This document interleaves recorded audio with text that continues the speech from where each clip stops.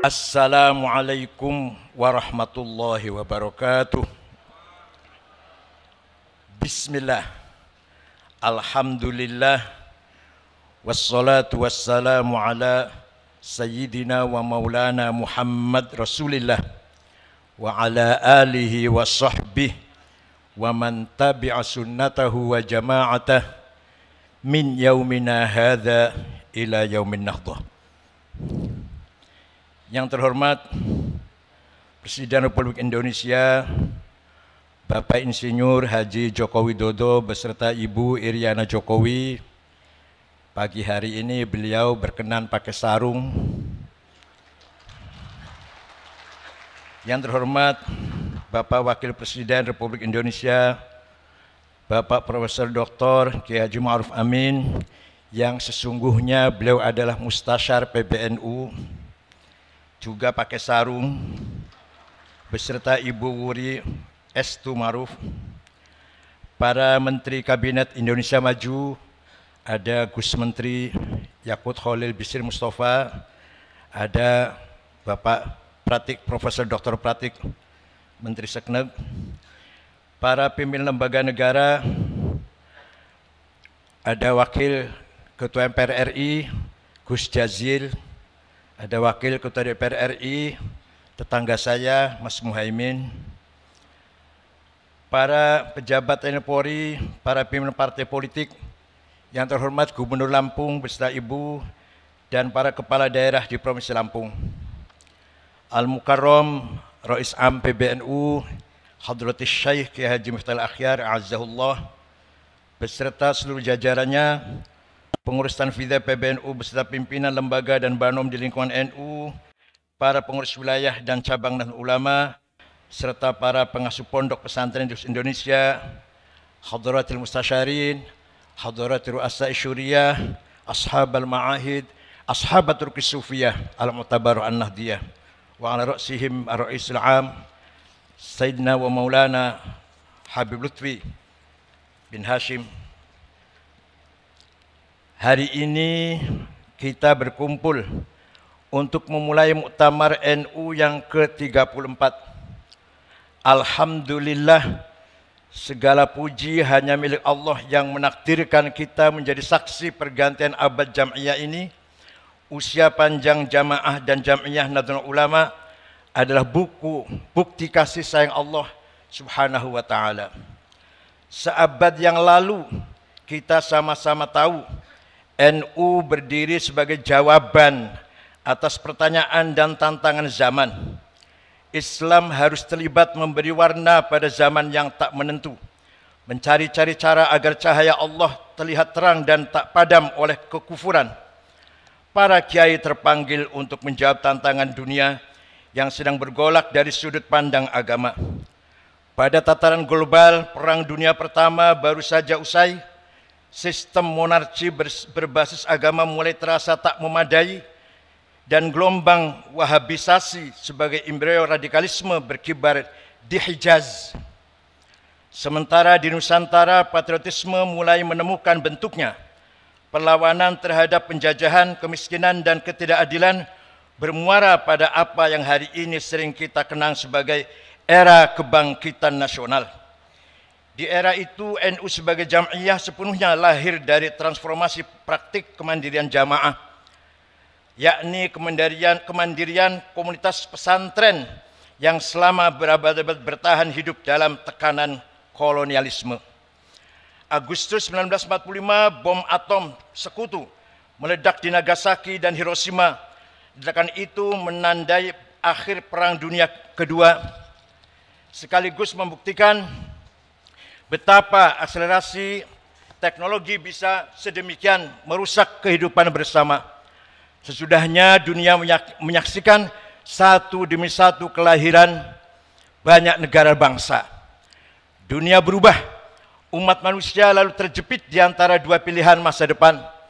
Pilihan untuk menjadi negara sekuler atau menjadi negara agama. Suasana zaman pada saat NU lahir diliputi pertanyaan besar. Apakah selepas perang demi perang, setelah begitu banyak darah tumpah, kita sebagai umat manusia bisa hidup untuk saling berbagi di atas bumi Allah? Kalaupun bisa, bagaimana caranya? Belasan tahun hidup di Arab membuat saya menghayati arti penting NU untuk Indonesia dan dunia. Dengan segala hormat, di Arab agama sedari awal tidak menjadi unsur aktif dalam mengisi makna nasionalisme. Bila Anda membaca sejarah dan naskah konstitusi negara-negara Arab, Anda akan segera tahu betapa mahal dan berharga naskah pembukaan Undang-Undang Dasar 45 yang kita punyai. Di Arab, pejuang nasionalis bukan pejuang agama. Pejuang agama bukan pejuang nasionalis. Di Indonesia, Hadrat Syekh Ghazi Hasyim Asy'ari, pejuang Islam, dalam waktu yang sama pejuang nasionalis. Di Timur Tengah, tidak banyak kita jumpai ulama yang nasionalis, sebagaimana sangat jarang kita ketemukan kaum nasionalis yang sekaligus ulama. Sebagai akibatnya, nasionalisme dan agama seringkali bertentangan, lalu lahirlah satu demi satu konflik-konflik sektarian. Apa yang kita saksikan sekarang di Palestina, Myanmar, Rohingya, Israel, Somalia, Suriah, Yaman, Afghanistan hingga Afghanistan adalah rangkaian ketidaktuntasan menjawab tantangan zaman. Belum ditemukan titik temu antara semangat Islam dan semangat nasionalisme.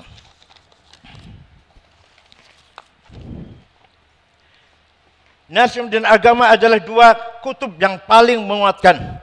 Keduanya jangan dipertentangkan. Demikianlah pusaka wasiat dari Hadrat Syekh Hasyim Asy'ari yang diamini dan disuarakan ribuan ulama pesantren. Dan dengan demikian kita mengerti bahwa ujian atas sikap tawassut, ujian moderasi polarisasi dua kutub ekstrim memang sudah khas NU sejak awal mula pendiriannya. Mereka yang tidak paham sikap NU atas HTI maupun FPI barangkali memang belum mengerti betapa berat amanah moderasi kutub-kutub ekstrim di negeri ini. Bagi NU dan pesantren, menjaga NKRI adalah amanah, karena hanya dengan bersetia kepada konstitusi, tatanan beragama dapat diselenggarakan. Sikap tawassut atau moderat mustahil tercapai tanpa kemandirian. Usia NU yang mencapai hampir seabad ini antara lain disebabkan kemandirian dalam pengertian setia kepada prinsip-prinsip dan nilai-nilai dasar agama, kemandirian dalam pengertian sanggup menyusun agenda-agendanya sendiri, kemandirian dalam arti teguh membawakan ruhuddin dan ruhul wataniyah, semangat agama dan semangat nasionalisme, dan ruhul ta'addudiyah, semangat pluralis kebinekaan. Kemandirian dalam bidang politik, ekonomi dan budaya, kemandirian dalam arti sanggup bergaul dan berbagi dengan siapa saja sembari menjaga harga diri.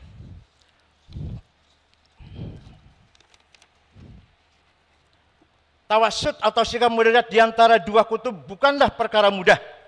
Tawassut mempersyaratkan kecakapan, pengetahuan, dan kebijaksanaan. Dua hal inilah yang diteladankan para imam madhab dan ulama-ulama kita. Sementara untuk menjadi ekstrim, seseorang cukup bermodalkan semangat dan fanatisme belaka. Asar pengetahuan dan kebijaksanaan pada gilirannya mewujud dalam sikap kemandirian. Pribadi-pribadi besar dalam sejarah panjang NU dan pesantren adalah kisah-kisah mengenai kemandirian. Hanya dengan menjadi mandiri, kita baru mungkin untuk menyumbangkan sesuatu, berkontribusi kepada hidup bersama, berkhidmat dan pada peradaban dunia. Tema muktamar NU kali ini, kemandirian dalam berkhidmat untuk peradaban dunia. Tema ini sekaligus menjadi warisan atau bekal mengarungi abad kedua bagi Nahdliyin. Untuk terus mengembangkan berbagai peran kemanusiaan, mereka litakunu syuhada'a 'alan nas, syuhudan dinian, syuhudan thaqafiyan, syuhudan haldorian, syuhudan ijma'iyan wa insanian. Lalu bagaimanakah NU satu abad ke depan yang kita bayangkan? Usia kita masing-masing hanya Allah yang tahu. Tapi usia NU kita berharap langgeng dan tegak ila yaumil qiyamah. Maka sikap tawassut kembali diuji hari-hari ini. Tak hanya di Indonesia, tapi di seluruh dunia, problem-problem lama bawaan abad lalu belum seluruhnya tertangani. Sedangkan masalah-masalah baru datang bertubi-tubi. Masalah yang berkisar pada perubahan iklim, kesenjangan ekonomi, bioteknologi, polarisasi percakapan dan identitas, radikalisme, terorisme, dan krisis energi. Sementara itu, laju teknologi bergerak secara eksponensial, menawarkan kemudahan-kemudahan praktis dengan risiko-risiko yang tak sepenuhnya bisa diperkirakan.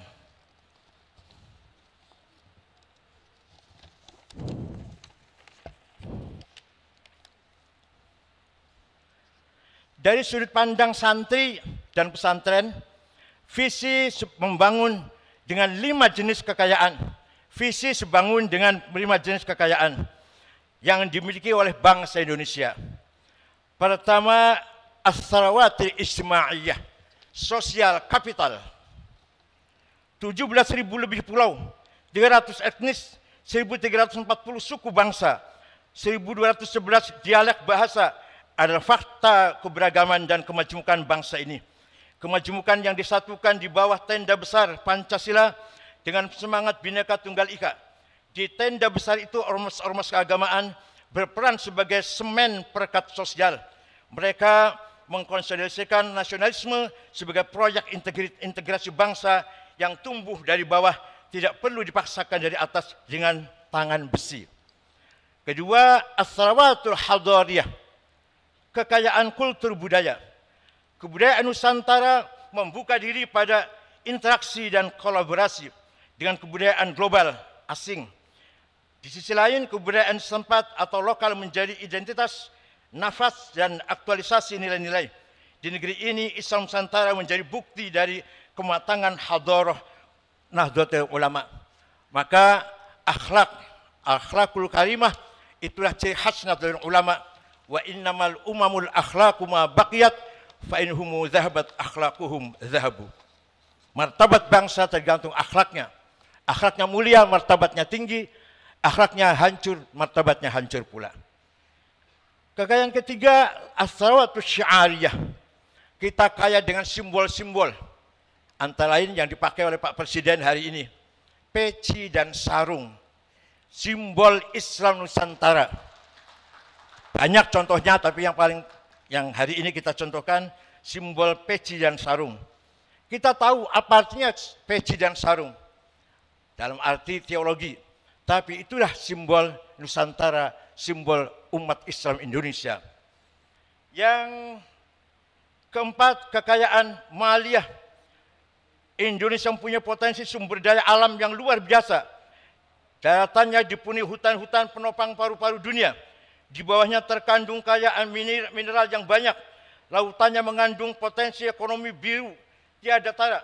Di bawahnya tersimpan bukan hanya ikan, tetapi cadangan migas dan mineral yang berlimpah. Yang dibutuhkan adalah SDM unggul yang mampu mengolah kekayaan alam itu sebagai modal pembangunan.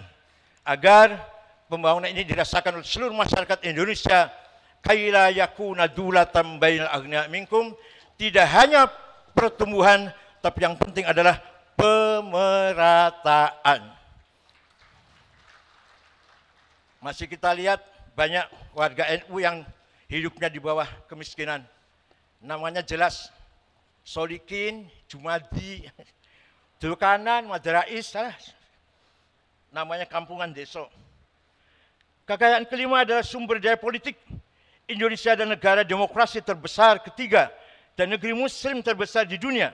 Indonesia bukan negara agama, tetapi negara Pancasila yang menaungi semua pemeluk agama. Islam berjalan seiring dengan demokrasi, stabilitas politik, dan pertumbuhan ekonomi. Memang bukan hal yang mudah. Bangsa ini sudah diuji oleh berbagai prahara sejarah. Setiap kali jatuh, bangsa ini bangkit lebih tinggi lagi.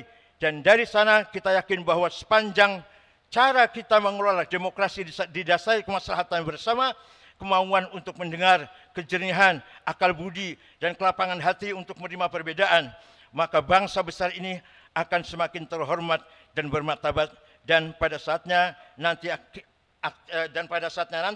aktif berkiprah dalam mendorong dunia yang lebih damai, aman, dan beradab. Saya singkat saja sambutan ini. mengingat waktu Presiden yang sangat padat acaranya, sebelum saya akhiri sambutan saya ini, saya mohon dengan ikhlas bacaan Al-Fatihah untuk almarhum wal maghfurlah Kiai Haji Sya'roni, Khatib Syuriah Jawa Tengah, NU Jawa Tengah, yang meninggal di Rumah Sakit Cipto, turun dari kereta menuju ke Lampung ini, turun di Stasiun Gambir, sholat subuh, istirahat, tidak sadarkan diri, dibawa ke rumah sakit, kemudian meninggal dunia. Mudah-mudahan arwahnya diterima di sisi Allah. Al-Fatihah.